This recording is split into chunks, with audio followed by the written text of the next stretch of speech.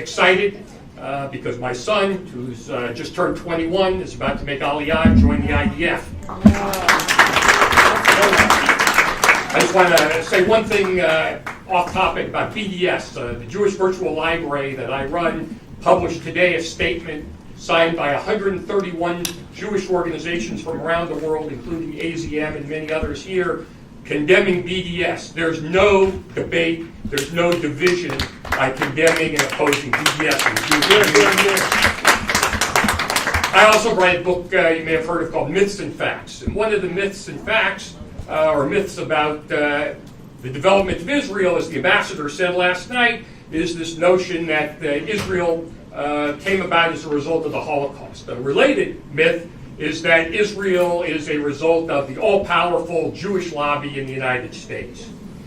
Well, ironically, the Balfour Declaration came about in part because British anti-Semites believed that the Jews were all-powerful.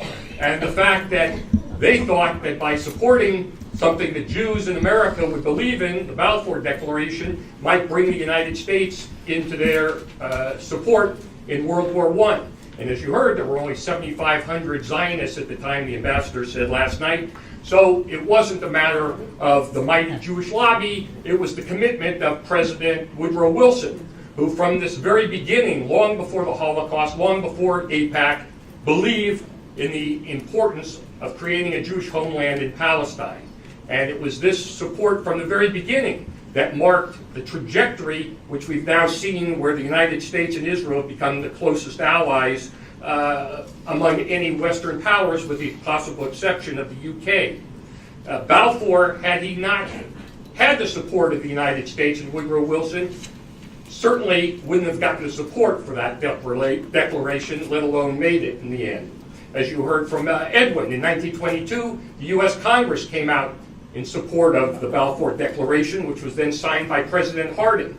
On the 15th anniversary of the Balfour Declaration, President Hoover expressed the hope for the establishment of a Jewish homeland. In 1937, on the 20th anniversary, FDR called Balfour the keystone of contemporary Reconstruction activities in the Jewish homeland.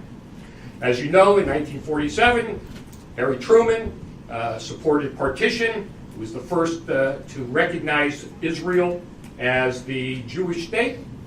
In 1958, Eisenhower, who many people view as one of the most anti-Israel presidents in history, largely because of his opposition to the Suez War and forcing Israel to give up the territory captured in 1956 and 57, actually turned out to be extremely pro-Israel by the end of his term, because he recognized that the only pro-Western power in the Middle East, the only country that the United States could rely on, was Israel. In the 1960s, we reached a new level of support and commitment to Israel when we sold our first offensive weapons to Israel in 1966 with tanks and Skyhawk jets. In the 67 war, Israel proved that it was a military power to be reckoned with. And that was one of the early points where the United States recognized that Israel could be a strategic asset. The very next year, Lyndon Johnson sold the Israelis Phantom jets, which marked a historic point where from that point till today, the United States believes in maintaining Israel's qualitative military edge over its enemies. In 1970, you had another landmark when Israel was prepared to come to King Hussein's rescue in Black September, and again proved that it could be a strategic asset. In the Yom Kippur War, the United States was prepared to come to Israel's aid, had a massive airlift, and from that point on, the United States has been providing multi-billion-dollar aid packages to Israel, and was a major moment in solidifying this military relationship. In the 1970s also, you had the peace treaty between Israel and Egypt, the disengagement agreement, and the establishment of the United States as the only broker possible of mediating peace talks between Israel and its neighbors. 1981, another major milestone. Ronald Reagan comes to power, the signing of the strategic cooperation agreements. From that point on, Israel has been seen as a major strategic ally of the United States.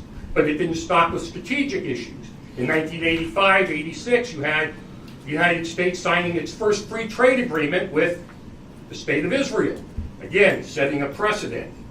Then, in the late 1980s, you had the first Memorandum of Understanding for joint development of the Aero anti-ballistic missile program. Again, a major landmark, because from that point on, the United States and Israel have been closely working together to develop military technologies for mutual interests.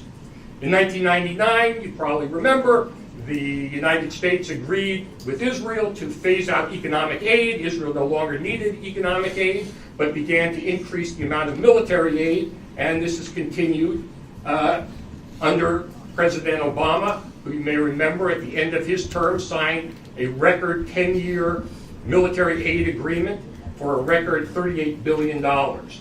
Finally, you have President Trump, who's come into power, been here for just less than a year, but has already recalibrated U.S. policy from some of the policies of the Obama administration, come out very clearly in support of a strong U.S.-Israel relationship, in supporting Israel in its opposition to the Iranian nuclear program, in being much more tolerant of Israeli policies in the territories, and in siding with Israel on the major components of any future peace agreement. And so I think you can see that from the very beginning, the United States was the key to helping to bring about the success of the Balfour Declaration, and has been consistent in working with the Jewish people and with the State of Israel to strengthen and to nurture that first dream of a Jewish state that has become such a worldwide success that we are all proud of today. Thank you.